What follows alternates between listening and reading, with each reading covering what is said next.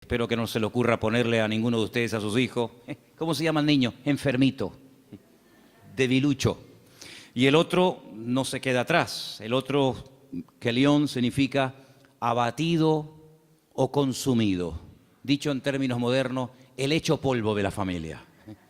¿Qué familia? Bueno, ellos viven en una pequeña población llamada Bet-Lehem, cuyo nombre significa la casa del pan, en la provincia de Judea, el mismo pueblo donde tiempo más tarde nacería el rey David y donde mucho tiempo después nacería nada más y nada menos que el Mesías, el Señor Jesucristo. Ellos ven que el país está pasando por un momento terrible, diríamos hoy en día de paro, de crisis, de pobreza, de miseria, y deciden irse a vivir al extranjero, concretamente a Moab. ¿Qué país sería hoy en día Moab? Bueno, sería el territorio que ocupa Jordania, ¿vale? Hay muchos lugares desde Israel, estando uno viajando por la carretera de Israel, que lo que separa a Jordania de Israel es simplemente la frontera natural del río Jordán y la frontera natural del Mar Muerto. Si tú estás en Israel y ves perfectamente Jordania enfrente de ti. Bueno, pues a ese país llamado Moab, en aquel momento, es donde Elimelech dice, bueno, vámonos de aquí porque aquí nos vamos a morir de hambre, no hay trabajo, no, hay hambre, hay escasez, y se van a vivir a Moab.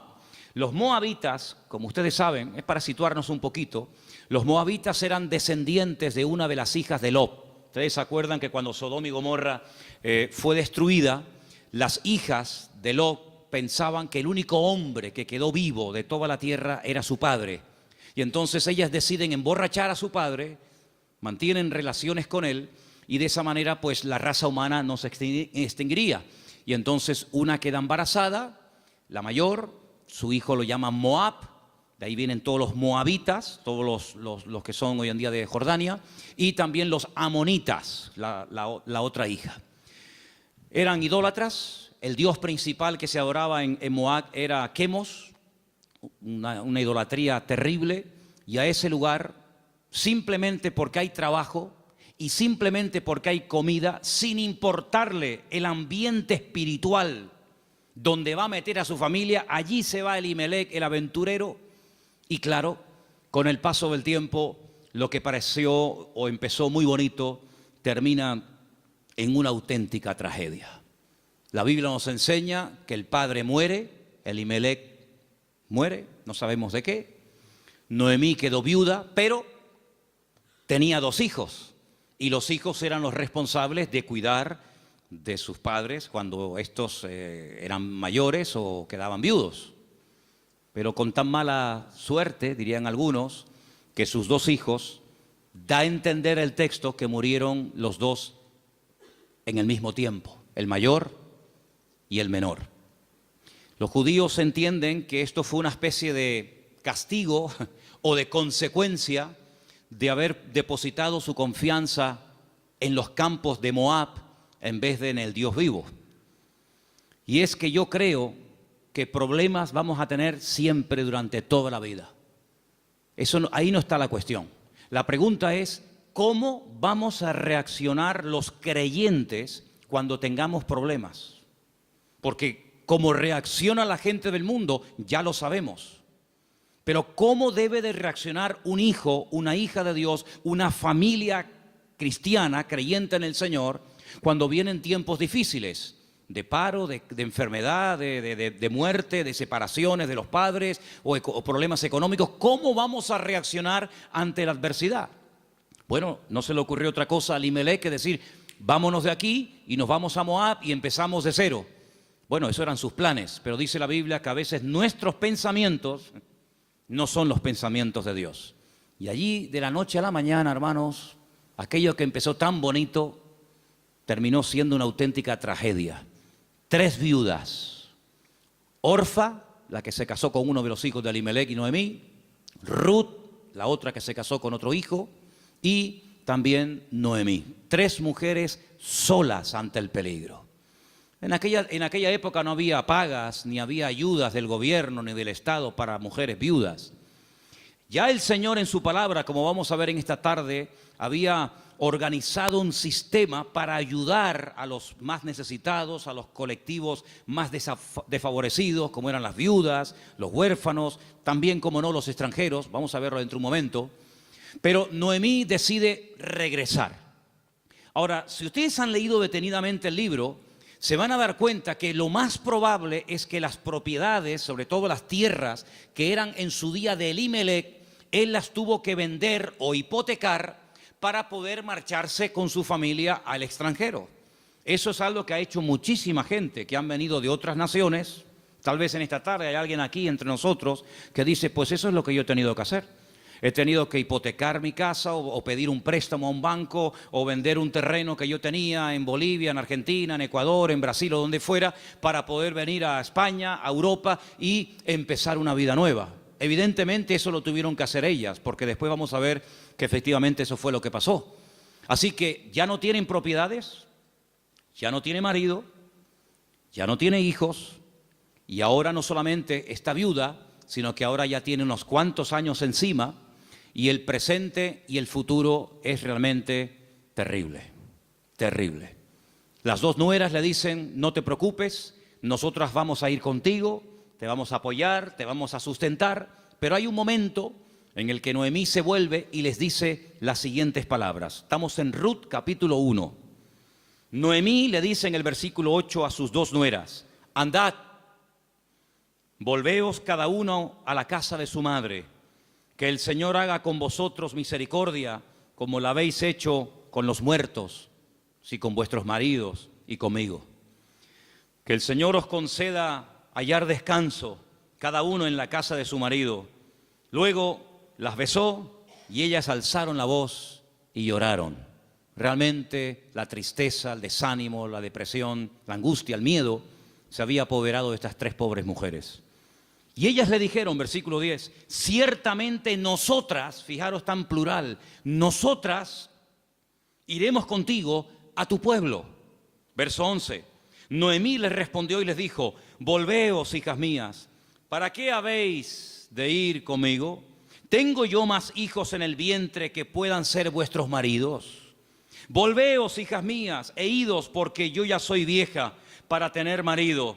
Y aunque dijese, esperanza tengo, y esta noche estuviese con marido, y aún diese a luz hijos, ¿habíais vosotras de esperarlos hasta que fuesen grandes?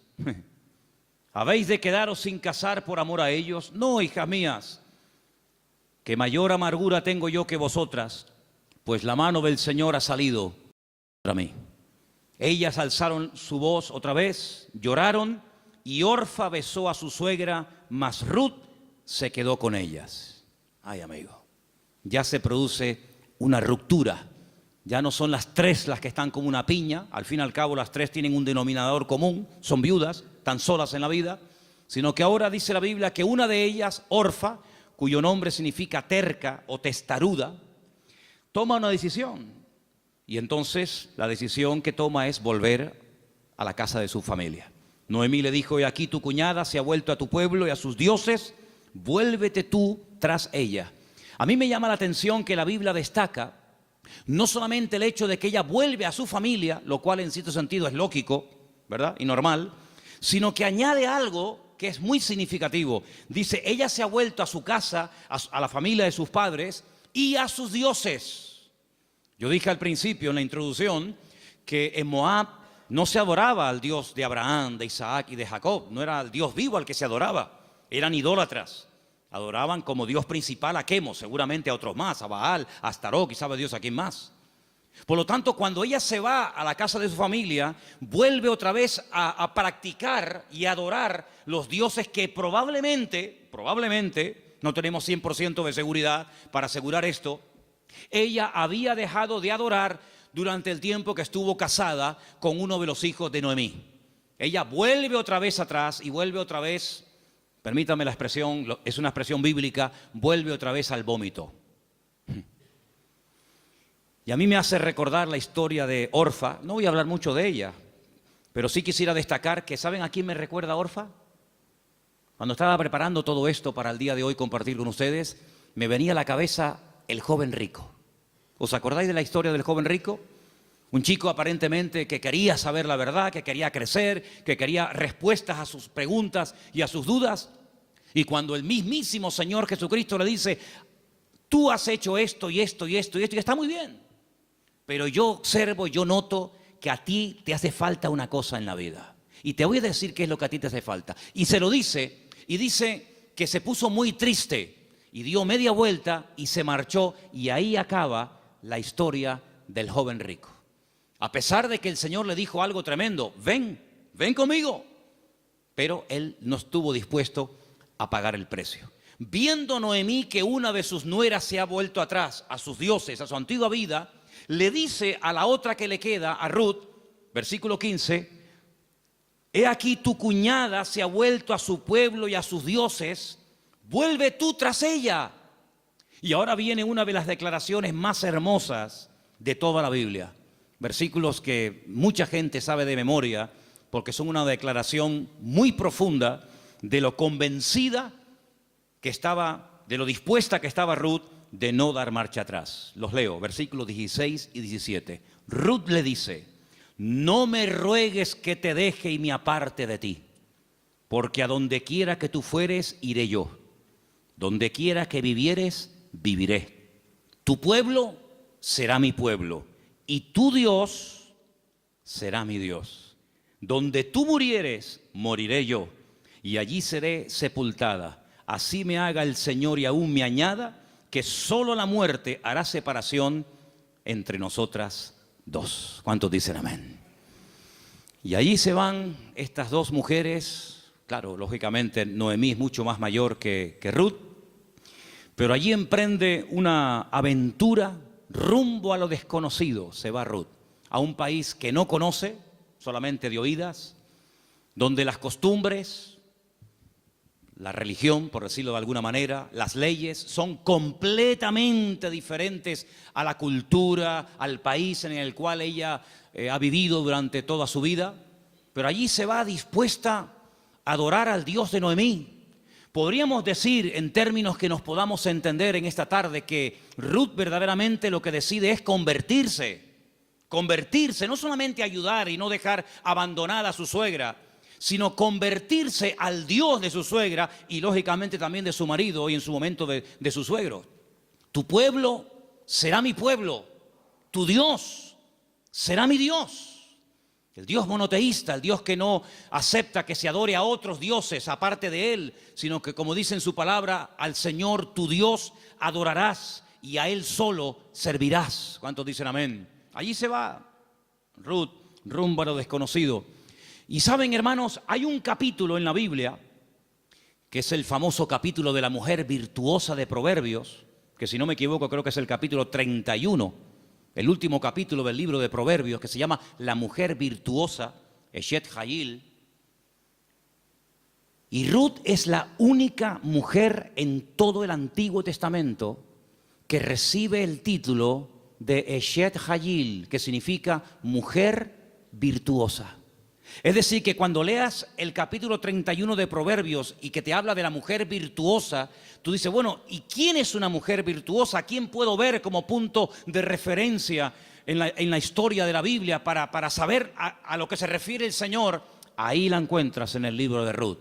Una mujer sacrificada, trabajadora, fiel, que es capaz de renunciar a todo a cambio de nada, aparentemente. Una mujer que incluso está dispuesta a morir en tierra ajena.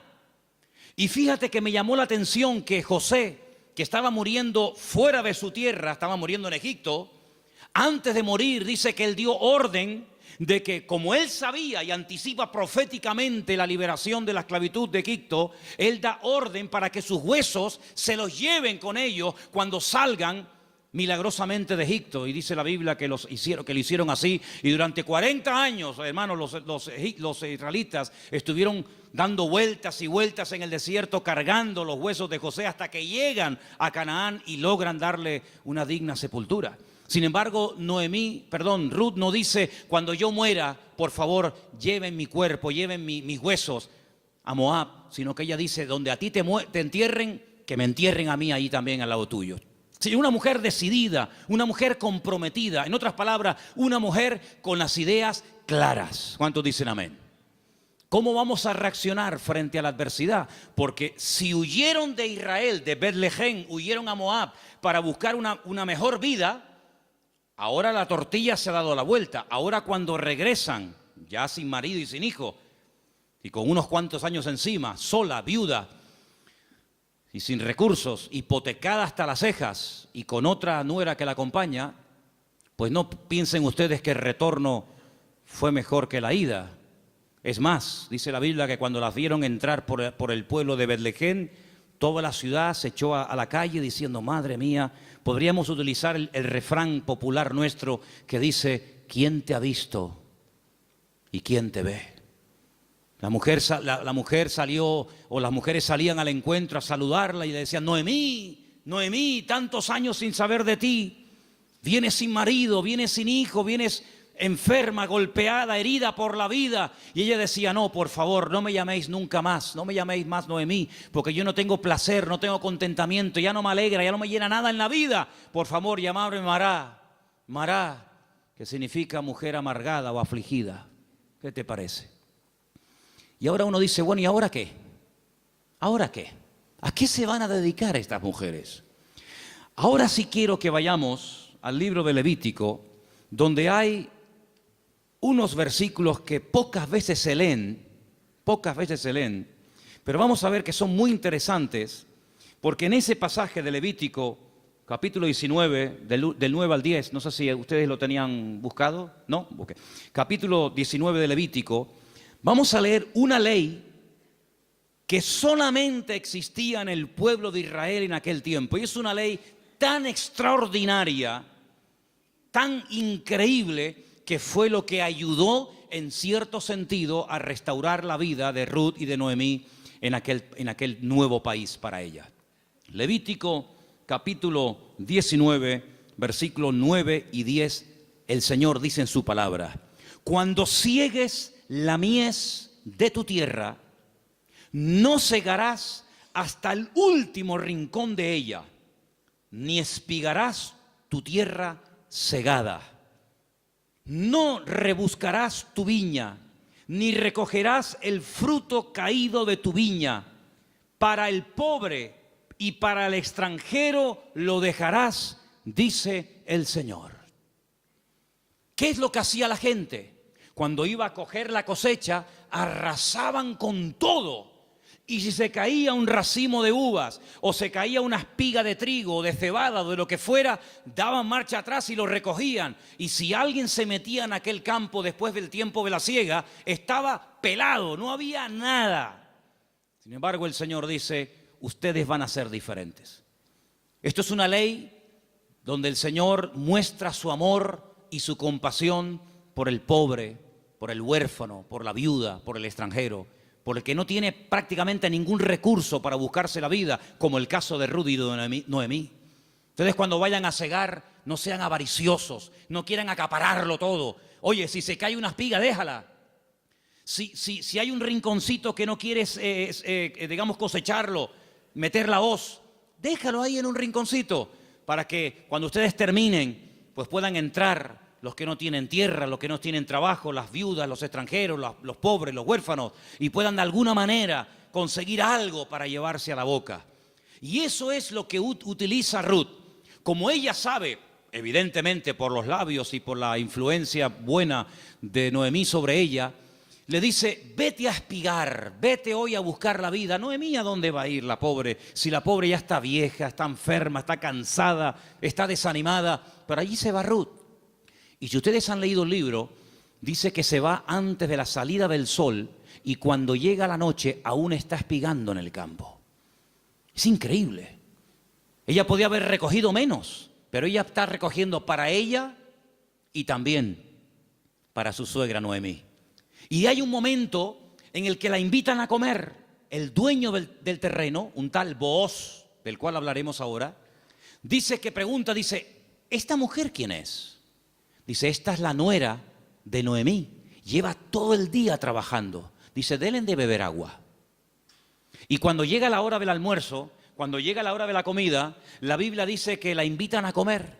Y ella dice que comió hasta saciarse, pero hay un momento en el que le sobra comida y en vez de tirarla a la basura, como la mayoría de la gente hace cuando le sobra comida, dice que ella la guarda.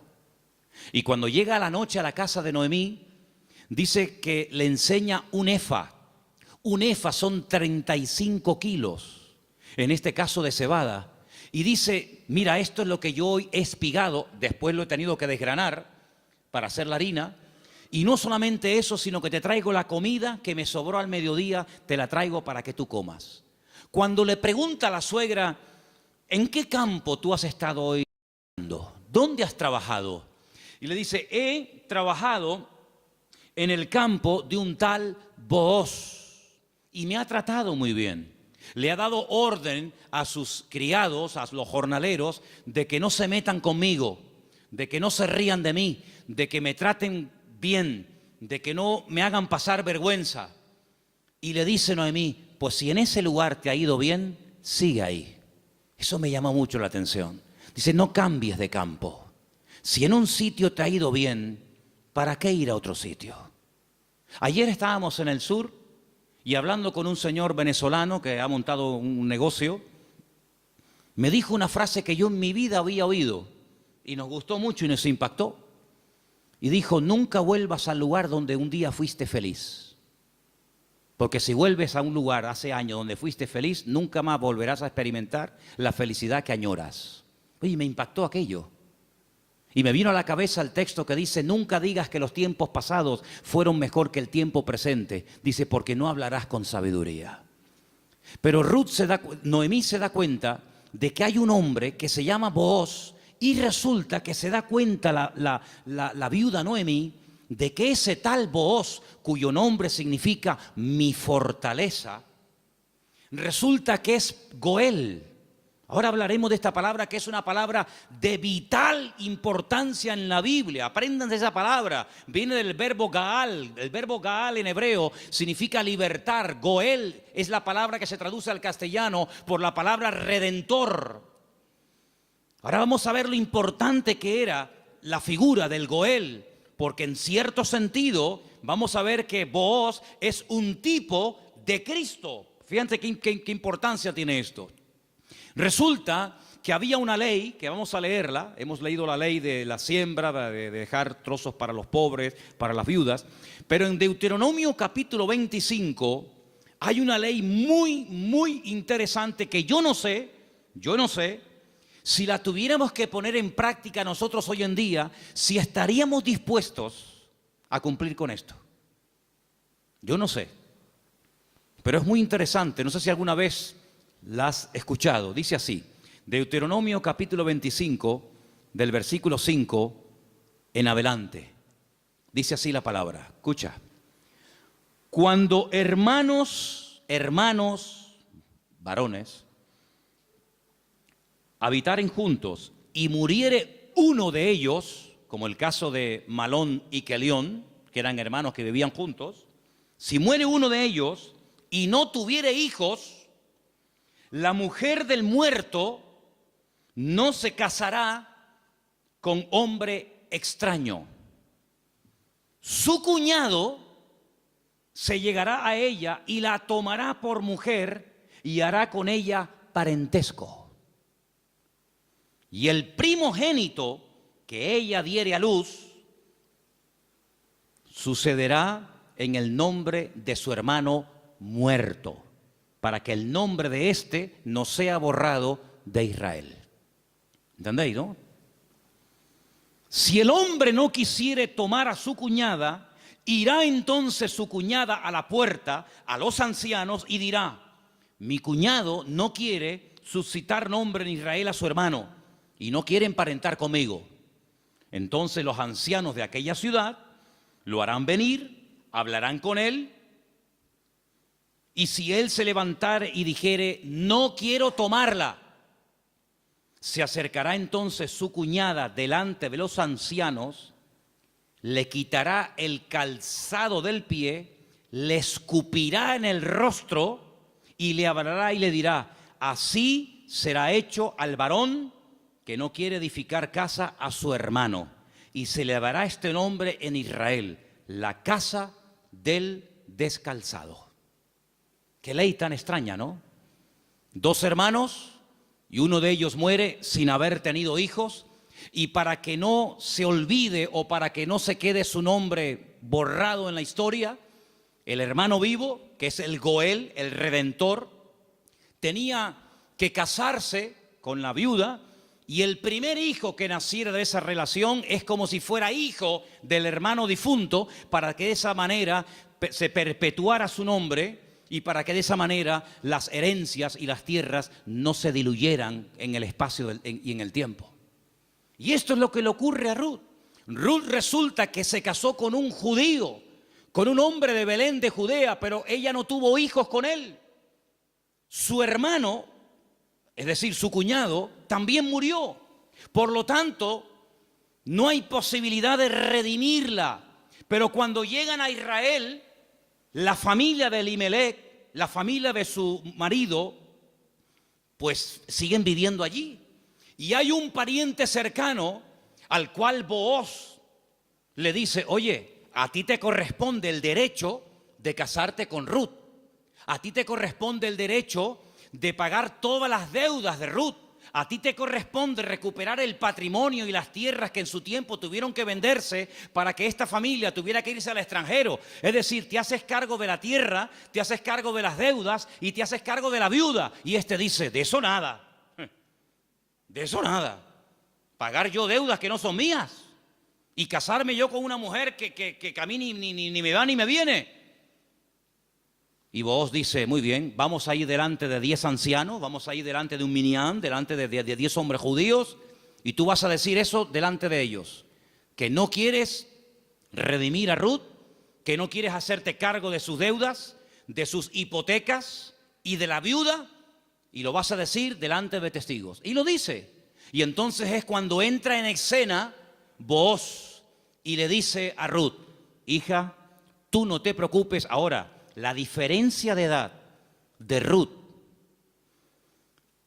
y de Booz tenía que ser inmensa. Algunos comentaristas dicen que ese pariente que rehusó casarse con Ruth probablemente era un hermano de su suegro, de Elimelech. Y algunos comentaristas también he oído que opinan que Booz puede ser que también estuviera emparentado con su suegro, de tal manera que ya era un señor mayor, una persona ya de cierta edad, había una diferencia de edad tremenda.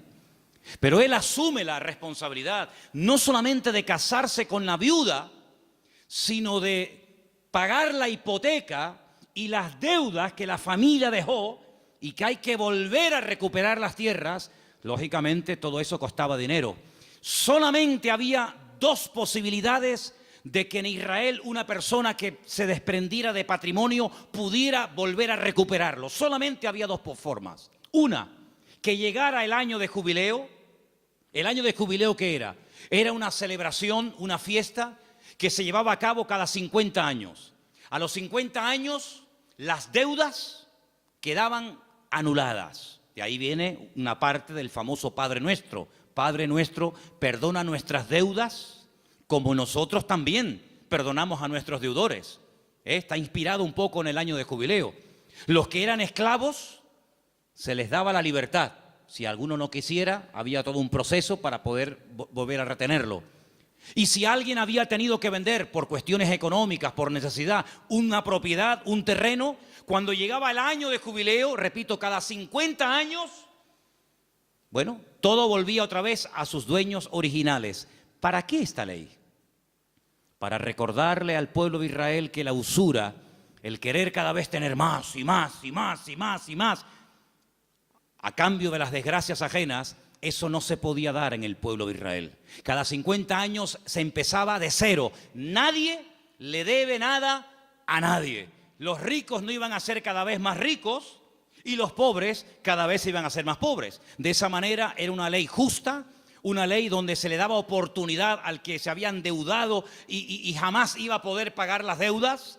Fíjate qué terrible la ley de los desahucios en España. 600.000 familias. 600.000 familias, multiplica por 3 o 4 miembros cada familia. Estamos hablando ya de millones de personas. Tuvieron que dejar la casa que no podían pagar.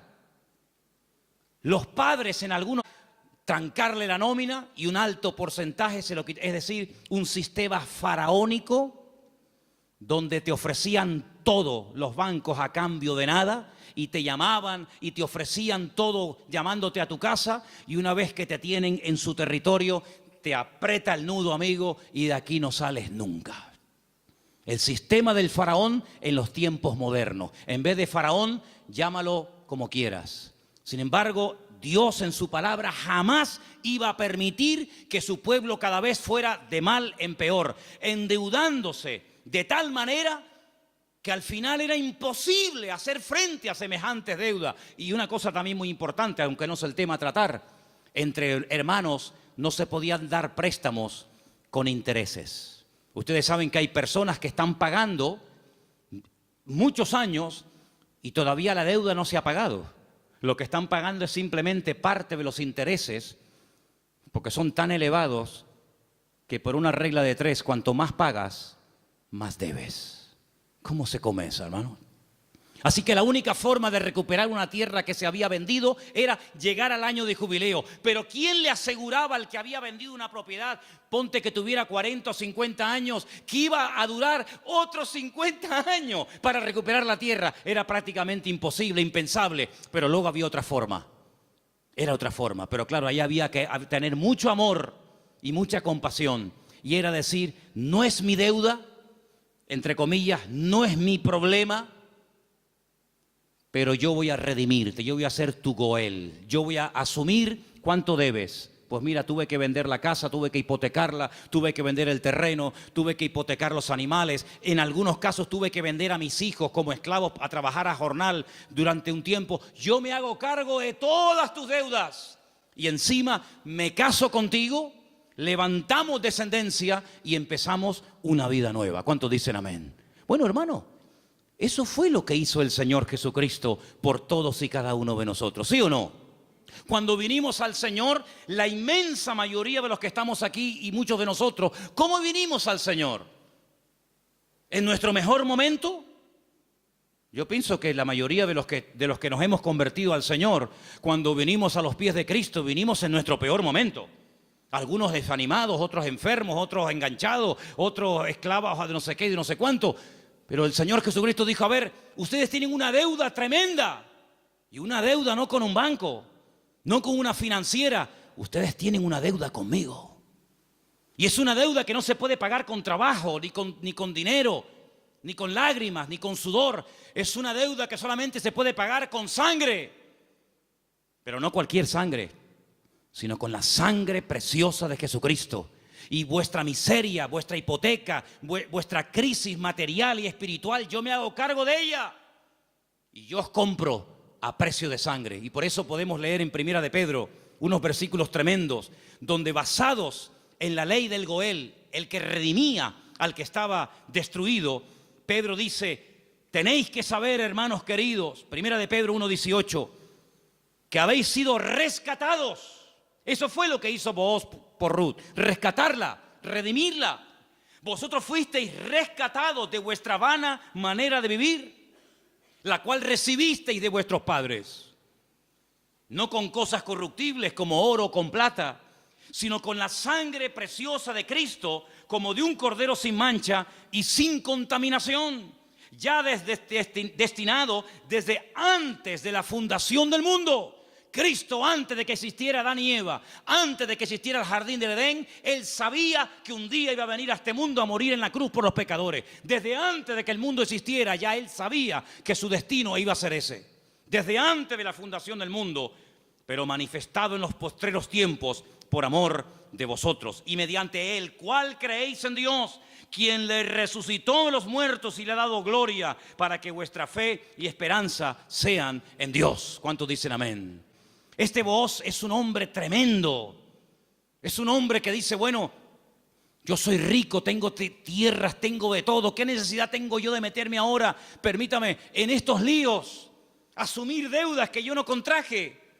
Si Elimelec hipotecó sus tierras y tuvo que vender sus casas, ¿a mí qué me importa? Diría alguno. Y si tuvo que irse al extranjero a buscarse la vida, y si allí murió él y sus hijos, y ahora hay una serie de mujeres que están las pobrecitas sin nada en la vida, ¿yo qué tengo que ver con todo esto? Pero Booz no es un hombre frío, insensible. Booz es un hijo de Dios, y los hijos de Dios tenemos corazón, no solamente cabeza. ¿Cuántos dicen amén? Hay que tener corazón, hermanos, en las vestiduras del sumo sacerdote, que las tenéis ahí si queréis ver cómo eran. El sumo sacerdote llevaba en su pecho los nombres de la familia de Israel, las tribus de Israel: Judá, Benjamín, Zabulón. Y el sumo sacerdote decía: pero si yo no soy de la tribu de Judá, ¿yo para qué tengo que llevar el nombre de una familia que no es la mía? ¿Por qué tengo yo que llevar en mi pecho el nombre de la tribu de Zabulón, si yo soy levita? Pero es que el Señor le enseñó al pueblo de Israel a través del sumo sacerdote que para servir a Dios y para creer en el Señor y hacer su voluntad, uno tiene que tener corazón. ¿Cuántos dicen amén? Hay tanta insensibilidad, hermano, incluso en el pueblo de Dios. Sí, dicen que España es un país muy solidario, el país de más donaciones de órganos del mundo. Sí, está muy bonito. Pero hermanos, el mundo no nos tiene que dar ejemplos a nosotros, ni lecciones de solidaridad y de amor, sino que somos nosotros los que deberíamos ser la gente más solidaria y los que más apoyamos al necesitado del mundo, porque para eso el Señor nos ha puesto en esta tierra. Y Booz dijo: no, yo no me voy a limpiar las manos como tú que te has limpiado las manos. Porque los que habéis leído el libro, os habéis dado cuenta que cuando al pariente cercano le dicen: oye, que hay unas tierras que son preciosas, están abandonadas, porque Elimelec se tuvo que ir al extranjero, pero son unas tierras hermosas. Este dijo: uy, estas son para mí, porque ahora junto las mías con las de Elimelec, y cuando yo me muera, mis hijos tendrán más herencia. Y tiene unos campos, y tiene unos olivares, y tiene, pero vos le dices: pero espérate un momento. No solamente hay que recuperar tierras y propiedades, sino que aquí hay algo muy importante, y es que aquí hay una vida. Aquí no solamente hablamos de cosas, aquí hablamos de seres humanos. Qué interesante que Faraón decía: llévense las bestias, llévense los animales, pero déjenme las mujeres y los niños aquí. Qué curioso, ¿no? Interesante, ¿no? Y vos dijo: no, si tú no quieres hacerte cargo de esta situación y no quieres coger todo el paquete, sino lo que te interesa, y renuncias, entonces yo hago acto de presencia. Y ahí entra Booz en escena, y dice la Biblia que se casan, y desde el momento en el que Ruth entra en contacto con Booz, su vida cambió radicalmente. Pero yo pregunto, ¿y este hombre tan bueno, tan solidario, con un corazón de oro, que sin comérselo ni bebérselo, se encuentra de la noche a la mañana teniendo que asumir una responsabilidad tremenda de atender a una viuda, con lo que eso conlleva, de atender también a una suegra que no era la suya, pero que viene en el paquete también incluida, de tierras, de hipoteca? Este pedazo de hombre, ¿de dónde salió? Algunas hermanas solteras que están orando para tener un compañero, un varón en la vida, dice: pero Señor, súpleme un Booz. ¿Dónde están esos hombres? Bueno, yo no sé dónde están, pero yo te digo una cosa: yo sé de dónde salió este. ¿Sabes de quién es hijo Booz? ¿Tú te acuerdas cuando un día el general Josué le dice a dos de sus soldados: vamos a entrar a Canaán, cosa que Moisés no logró hacer? A nosotros nos corresponde ahora entrar y tomar posesión de la tierra. Pero antes de entrar, vamos a hacer algo. Voy a mandar a 2 espías, no exploradores como los que mandó Moisés, que fueron unos inútiles, sino 2 espías. 2 hombres que entren secretamente y cuando vengan nos digan qué estrategia tenemos que emplear para atacar este pedazo de ciudad con doble muro, cerrada, imposible de conquistar. Y ahí se van estos 2 hombres. Y van y se quedan en una casa de prostitución. Y algunos dirán: ¿y cómo 2 hombres del pueblo de Israel se van a semejante lugar? Bueno, no es que fueron a pecar, sino que era el lugar donde 2 extranjeros pasarían desapercibidos perfectamente, porque por allí entraban y salían muchos. Y allí contactaron con la dueña de aquel negocio, por llamarlo de alguna manera, y la dueña una noche en una habitación les dice: yo sé quiénes son ustedes, yo sé de qué país sois, yo sé que vosotros sois israelitas, y yo he oído lo que vuestro Dios ha hecho por vosotros. Yo he oído que ustedes salieron de un país llamado Egipto, y cuando llegaron a la frontera natural del Mar Rojo, que no podían avanzar y el faraón venía detrás, ustedes clamaron al Señor y el Señor les abrió el Mar Rojo y ustedes pasaron por en medio de él. Y cuando el faraón intentó meterse, el Señor cerró las aguas y murieron los ejércitos del faraón. Y ustedes entraron por el desierto. Y hemos oído lo que el Señor ha hecho por vosotros. Y por eso la ciudad está muerta de miedo y ha desfallecido nuestro corazón. Yo suplico, yo ruego por amor de vuestro Dios, que cuando entréis y toméis posesión de la tierra, porque sabemos, y dice así, sabemos que Jericó va a ser tomada y conquistada por vosotros, que tengáis misericordia de mí y de mi familia. Y estos hombres se quedan sorprendidos porque esta mujer está contando las noticias de hace 40 años. ¿Tú te acuerdas de lo que leíste en el periódico hace 40 años? Bueno, algunos dirán, pero si yo no tengo más que 25. ¿Pero alguien se acuerda aquí de lo que leyó en un periódico hace 40 años? Ella lo tenía fresco en su mente. Vienen a por nosotros, nuestros días están contados. Esta tierra no nos pertenece. Vienen los hijos de Dios, viene el Dios de Abraham, de Isaac y de Jacob. Tengo que tomar medidas preventivas, tengo que salvar mi vida y la de mi familia. Y los espías le dicen: vamos a hacer algo. Si tú no te chivas, si tú no dices que hemos estado aquí, si tú no vas ahora con el cuento al capitán de la guardia o al rey de Jericó, sino que tú mantienes el secreto, y el día que nosotros entremos en la ciudad, tú estás dentro de la casa con toda la familia que quiere ser salva, nosotros te protegeremos a ti y a toda tu familia. Y como va a ser esto algo tremendo, porque aquí va a haber una conmoción, un terremoto, esto va a ser un cataclismo terrible, y una ciudad tan enorme, para saber diferenciarla de tantas casas, coge este trapo de color rojo, lo amarras ahí por fuera de la ventana. Yo le diré a los soldados cuando entren a tomar posesión de Jericó, que donde hay un trapo rojo colgado ahí en la ventana, ahí no entren, que esa es la casa de Rahab la ramera. Y dice la Biblia que ella vivía entre un trozo del muro y el otro, entre muro y muro. Toda la ciudad cayó. No cayeron los muros de Jericó, hermano, ¿sí o no? Cayeron los muros de Jericó, pero la casa de Rahab no cayó. Pero no estaba en el muro. Pero el que confía en el Señor verá cómo caen a su lado 1000 y 10.000 a su día. Mas a ti no llegará, dice la Biblia. Toda la ciudad cayó, hermano, como añicos. Pero la casa de Rahab se quedó ahí. Y ella se va a vivir con su familia al pueblo de Israel. Y se casa, dice la tradición, con uno de aquellos espías que se llamaba Salmón. No es que se casó con un pescado. Se casó con un señor que se llamaba Salmón. Y queda embarazada. Y cuando da a luz, nace nada más y nada menos que un hijo que le pusieron Booz. Ay, amigo, así que Booz era el hijo de Rahab, la de Jericó. Sí, amigo. ¿Qué te parece? ¿Cómo una persona puede cambiar la vida cuando pone su mirada y su confianza en las manos del Señor? De ser una mujer como era en Jericó, a lo que llegó a ser cuando lees el árbol genealógico, los antepasados de Cristo, en Mateo capítulo 1, te encuentras que en el árbol genealógico de nuestro Señor Jesucristo aparece nada más y nada menos que Rahab, aquella mujer salvada milagrosamente de la destrucción de la ciudad de Jericó. Es que en el libro de Ruth hay algo que predomina, hay un hilo conductor que lo encuentras por todas partes, y es que nuestro Dios es un Dios que es un especialista en restaurar vidas destrozadas. ¿Cuántos dicen amén? No solamente es un Dios que echa fuera demonios y un Señor que levanta al caído, y un Dios que sana a los enfermos y que salva a los pecadores, sino que es un Dios que le encanta restaurar vidas destrozadas, y cuanto más difícil, mejor lo hace. ¿Cuántos dicen amén?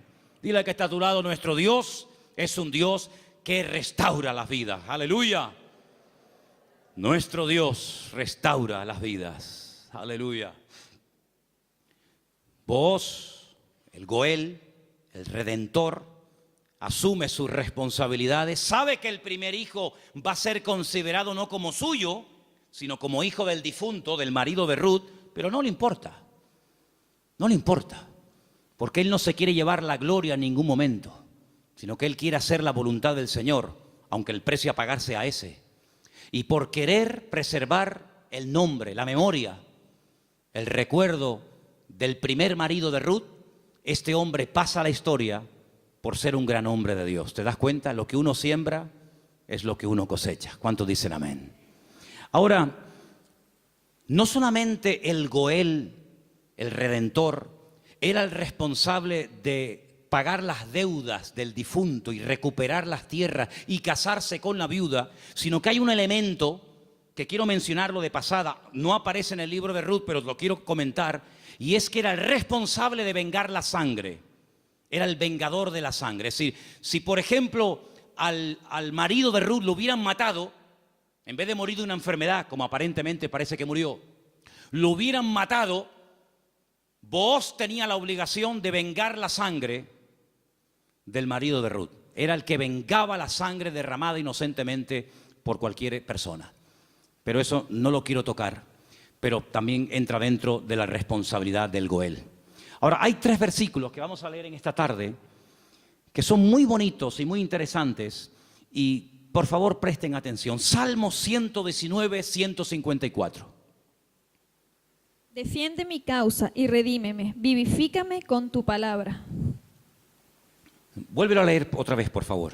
Defiende mi causa y redímeme, vivifícame con tu palabra. La figura del Redentor, la figura del Goel, estaba tan impregnada en la cultura judía, en la cultura bíblica, que los salmistas, los que escriben salmos y otras porciones de la Biblia, conociendo la importancia de este personaje tan trascendental para poder restaurar vidas destruidas, se inspiran en esa figura, y entonces el salmista, que seguramente es el autor del Salmo 119, el rey David, dice: redímeme, sé tú mi Goel. Fíjate qué importante era la figura del Goel en aquellos tiempos. Proverbios 23:11, por favor.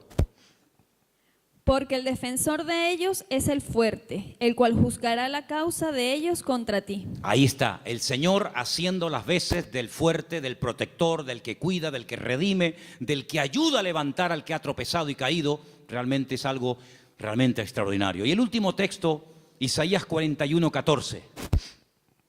No temas, gusano de Jacob, oh vosotros los pocos de Israel, yo soy tu socorro, dice Jehová, el Santo de Israel es tu Redentor. Amén. El Santo de Israel es tu Goel, es tu Redentor. Él es el que se va a encargar. Ahora, hermano, déjeme que les diga algo. El Goel, el Redentor, ¿de qué se hacía cargo? ¿Solamente de la viuda? ¿Solamente de las deudas? Se hacía cargo de todo. El primero renunció porque quería parte de la tierra, pero no quería asumir la responsabilidad de casarse con la viuda. Booz dice: no, todo o nada. Las deudas, las hipotecas, lo que se perdió, y también de la viuda. Y hermanos, el Señor Jesucristo, cuando ha venido a nuestra vida, ¿de qué se ha hecho cargo? ¿De perdonar solamente nuestros pecados? Bueno, gloria a Dios, si solamente hubiera hecho eso el Señor, perdonar nuestros pecados y prometernos la vida eterna, bueno, gloria a Dios. Pero es que hay mucho más que eso. Es que con la salvación, con la conversión, no solamente va incluido el perdón de mis pecados, sino la protección física y espiritual de mi vida. Y Él ha prometido suplir todas mis necesidades. ¿Por qué? Porque es mi Redentor, porque es mi Goel. ¿Quién iba ahora a darle comida y vestido y atender y cuidar y mimar y amar a Ruth? Pues tú, que para eso te has casado con ella, el Goel, el Redentor. Bueno, pues eso es lo que el Señor ha hecho con nosotros. En ciertos sentidos, como que se ha casado Dios con su pueblo.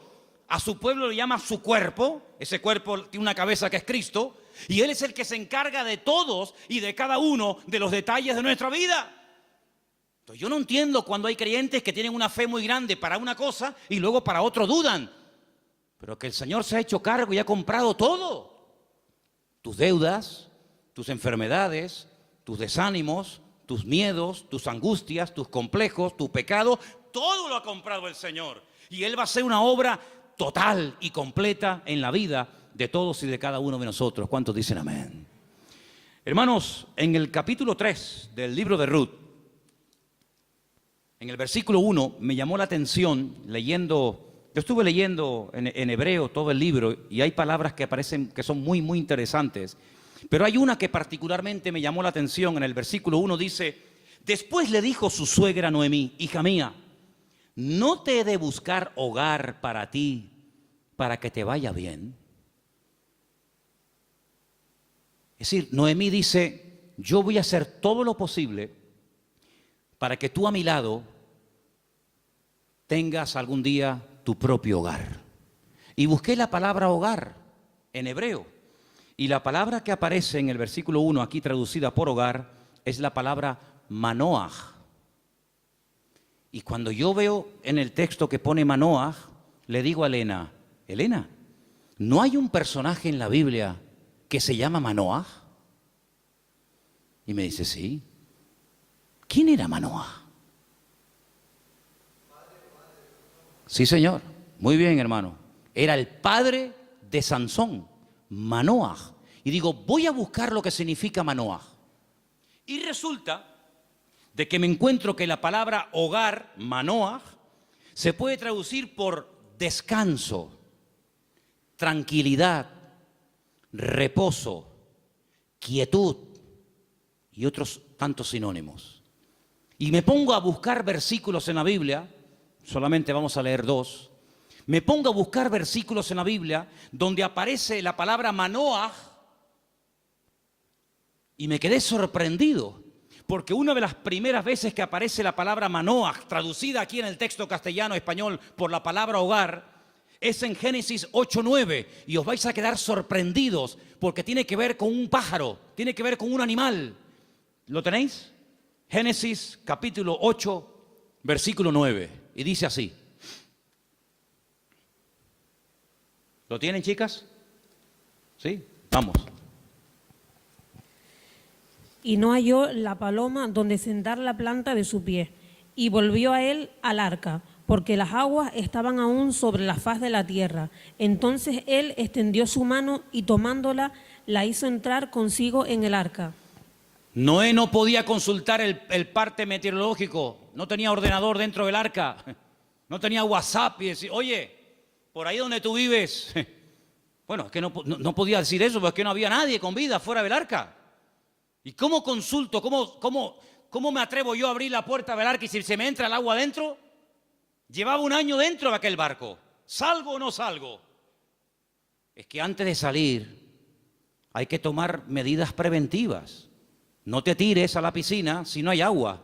No, hermano, eso es fe. No, eso es locura. Eso no es fe. Usted va a la piscina y está vacía. Pero dice: hermano, el justo por la fe vivirá. Y yo le diría: descanse en paz, hermano. ¡Pum! Ahí se quedó el hermano. Uy, le falló la fe. No, le falló la cabeza. Eso no es fe. Eso es un disparate. La fe no es locura. La fe es certeza. Es convicción. No es disparate, ni locura, ni emoción, ni sentimiento. Es seguridad de que lo que voy a hacer, mi Dios me ha dicho que lo haga. Ahora, una cosa es que el Señor me diga: tírate a la piscina, pero no hay agua. Si tú me lo dices, yo me tiro. Pero si tú no me lo dices, yo no me tiro ni loco. ¿Cuántos dicen amén? Muy bien. Noé dice: la única forma de comprobar es mandando una paloma.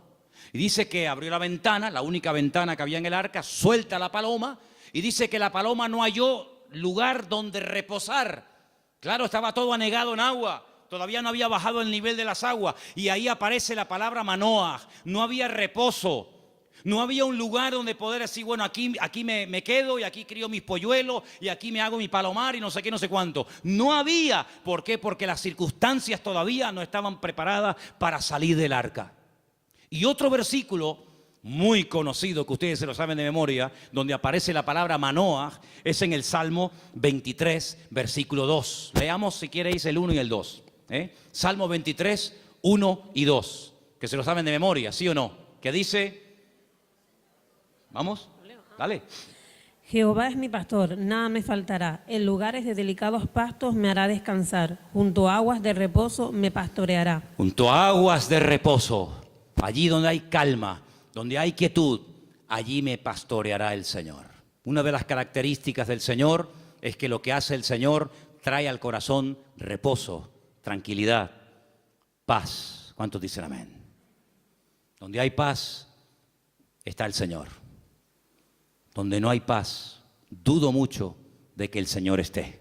El apóstol Pablo le decía a los corintios: lo que yo les he enseñado es para poner orden en la iglesia, porque esto me lo dijo el Señor que compartiera. Porque en nuestras iglesias lo que caracteriza a nuestras congregaciones es el orden. Pero si alguien quiere ser contencioso, allá él. Por lo tanto, hermanos, lo que Noemí le está diciendo a su nuera Ruth es que el anhelo de su corazón es que Ruth logre tener algún día un reposo, que logre tener un sitio de tranquilidad donde sea feliz. Y por eso se traduce por la palabra hogar. Y yo pregunto una cosa: ¿y tu hogar cómo está esta noche?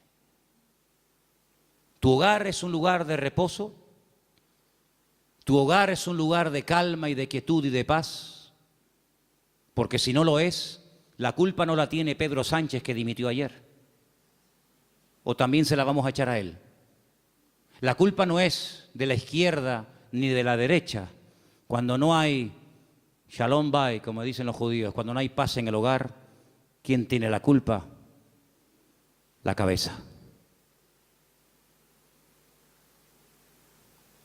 Así que la responsabilidad principal del hombre en el hogar es traer paz al hogar. Y si no la hay, ya sabes lo que tienes que hacer. Entra en tu aposento y tu Padre que te ve en lo secreto te recompensará en público. Si no tienes recompensa en público, es porque hace mucho tiempo que no estás en lo secreto, en lo escondido con Dios. ¿Cómo reaccionamos ante la adversidad? Es el título del mensaje de hoy. ¿Cómo reaccionamos cuando algo va mal? Siempre tenemos la tendencia de echarle la culpa a algo o a alguien. Si no es el pastor, es la mujer del pastor.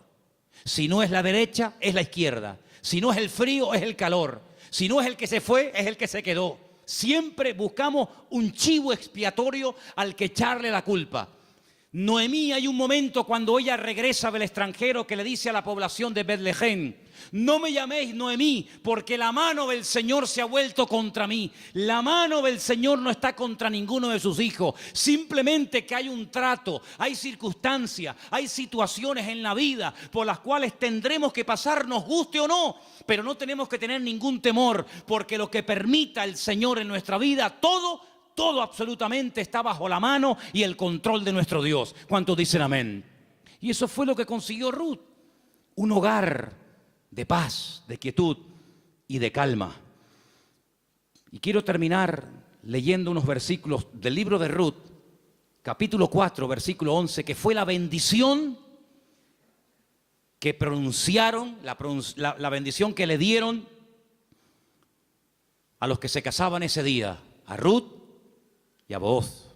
Capítulo 4, versículo 11. Dijeron los que estaban allí congregados, los testigos, todos los que estaban en el pueblo, desde el pueblo a la puerta con los ancianos, dijeron: testigos somos. El Señor haga a la mujer que entra en tu casa como a Raquel y como a Lea, las cuales edificaron casa de Israel, y tú seas ilustre en Efrata y seas de renombre en Belén, y sea tu casa como la casa de Fares, el que Tamar dio a luz a Judá, por la descendencia que de esta joven te dé el Señor. Y Booz tomó a Ruth, y ella fue su mujer, y se llegó a ella, y el Señor le dio que concibiese y diese a luz un hijo.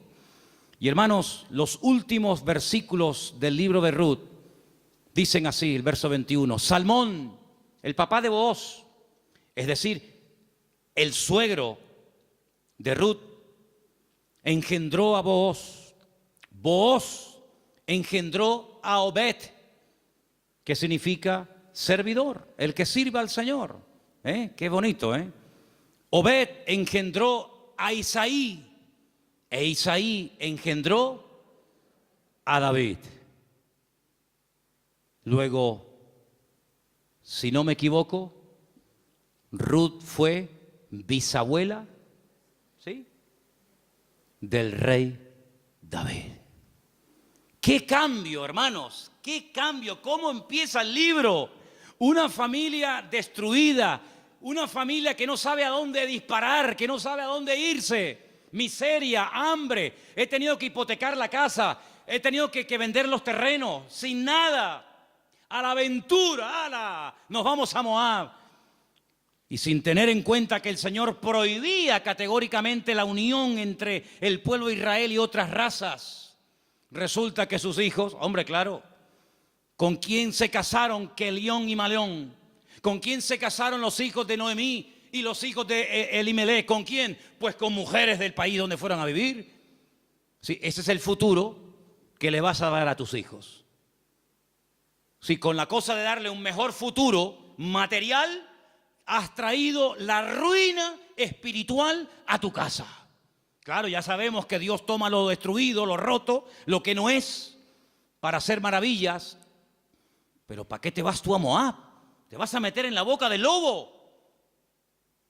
No, es que ya hay trabajo. ¿Y tus hijos? ¿De quién se van a enamorar? ¿Con quién se van a casar? Con mujeres idólatras.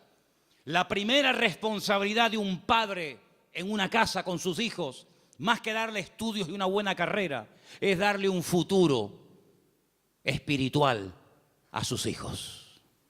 Y Moab, dicho sea de paso, no era el mejor lugar para llevar a una familia a vivir. Prueba de ello que mira cómo terminaron. Muertos todos.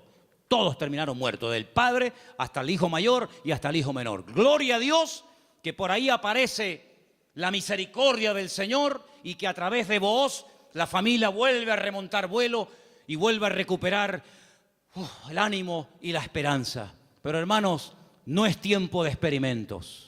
No es tiempo de será por aquí, será por allá, será esto. Vamos a descubrir los principios establecidos por el Señor en su palabra. La vida de un cristiano no es un laboratorio donde hacemos experimentos. Será esta, será aquella, será fulano, será mengano. Vamos a orar seriamente al Señor. Encomienda al Señor tu camino. Confía en Él y Él hará. Aleluya. Y no te impacientes por motivo del que prospera en su camino, porque pronto serán cortados y como la hierba verde se secarán, dice la palabra. En otras palabras, aprendamos a esperar en Dios. Mira, consiguió más, mucho más, en poco tiempo Ruth y Noemí en la tierra donde el Señor estaba, que todos los años que Elimelech se pagó en el extranjero, que no le sirvieron absolutamente para nada. La respuesta no estaba en Moab, la respuesta estaba en Belén, más cerca de ellos de lo que se imaginaban. Y yo solamente quiero decirte algo. ¿De dónde viene el Señor Jesucristo? Los antepasados de Cristo, ¿quiénes son? ¿No son Obed? ¿No es Booz? ¿No es Rahab? ¿No es Ruth? ¿No es el rey David? ¿No es la tribu de Judá? ¡Claro que lo es! Luego, fíjate tú cuando una persona hace, como dice la Escritura, las cosas decentemente y con orden, las bendiciones que a corto y a largo plazo pueden llover y caerle a la vida de esa persona. Por lo tanto, hermano, no te precipites. Espera en el Señor, porque el libro de Ruth es muy pequeñito, 4 capítulos, pero es tan grande en lecciones. Y sobre todo, júntate con el que te puede edificar. Pégate como una lapa. Ustedes saben lo que es una lapa, ¿verdad? Pégate como una lapa a la persona que te puede bendecir. Le dice, y termino, Noemí a Ruth, no te separes de vos. Esta noche quiero explicar esto porque puede ser que algunos lo leyeron y dijeron, pero ¿qué le estaba proponiendo la suegra? Dice, esta noche vístete bien, úngete, ponte tus mejores vestidos, lávate, averigua dónde está durmiendo Booz, en la era, tú vete a la era. Cuando él esté dormido, tú te pones a sus pies. Y uno está diciendo, pero bueno, ¿qué le está proponiendo Noemí? Era la forma de la época de recordarle al Goel, oye, hey, que estoy aquí, por si no te has dado cuenta. Dice que ella se acurruca a los pies de Booz y a medianoche, cuando seguramente Booz toca el cuerpo de Ruth, se asusta y dice, ¿pero tú quién eres? No le pudo encender la luz, era todo oscuro y dice, yo soy Ruth, la moabita. Te recuerdo que tú eres el Goel, extiéndeme tu manto. Y entonces ahí es donde él se da cuenta de que en la vida no solamente es tener tierras y criados, sino que hay una responsabilidad muy cerca de ti, la cual tienes que asumir. Y entonces, hermanos, cuando Noemí se entera de todo esto, le dice, tú confía porque este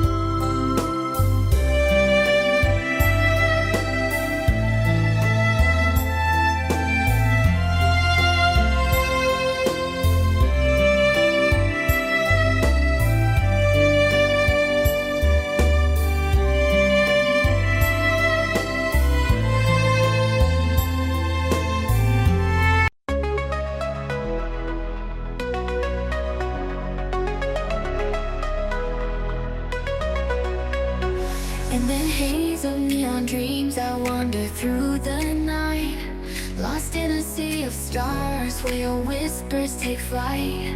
Electrified emotions, they dance around my heart in this digital garden where we never have to part. Shadows blend with colors as the beat sets me free. Every note a memory, every rhythm you and me. Echoes of you in synth waves, feel you near in the pulsing haze of this virtual world where we collide. You lost the rhythm in my mind. With the glow of city lights, our shadows intertwine in this kaleidoscope of love where the past and future align. With every step I take, I feel your presence strong, and this digital symphony where our hearts belong. blend with colors as the beat sets me free. Every note a memory, every rhythm you and me. Echoes of you in synth waves, feel you near in the pulsing haze. Inside your world where we collide.